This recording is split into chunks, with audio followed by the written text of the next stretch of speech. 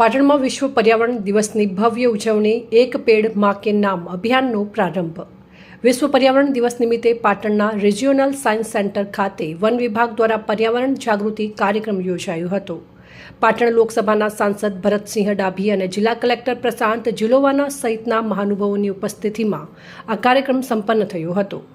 કાર્યક્રમ દરમિયાન 400થી વધુ વૃક્ષોનું વાવેતર કરાયું અને 1000થી વધુ રોપાઓનું નિઃશુલ્ક વિતરણ કરવામાં આવ્યું હતું।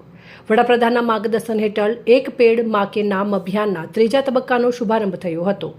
સાંસદ ભરતસિંહ ડાભીએ પર્યાવરણ સંરક્ષણને દરેક નાગરિકની સામૂહિક જવાબદારી ગણાવી આર્થિક રીતે ઉપયોગી વૃક્ષો વાવવા અપીલ કરી હતી।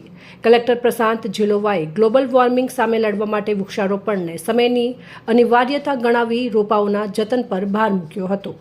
પાટણ જિલ્લાની 12 નર્સરીઓમાં 25.46 લાખથી વધુ રોપાઓ તૈયાર કરવામાં આવ્યા છે, જે આગામી ચોમાસામાં વ્યાપકપણે વિતરિત કરવામાં આવશે।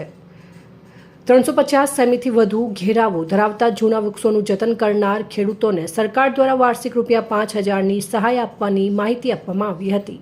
આ કાર્યક્રમમાં વહીવટીતંત્રના અધિકારીઓ, વિદ્યાર્થીઓ અને મોટી સંખ્યામાં નાગરિકોએ પર્યાવરણ સુરક્ષાનો સંકલ્પ લીધો હતો। અહેવાલ અલ્પેશસિંહ વાઘેલા, અજોડ આવાઝ, બનાસકાંઠા।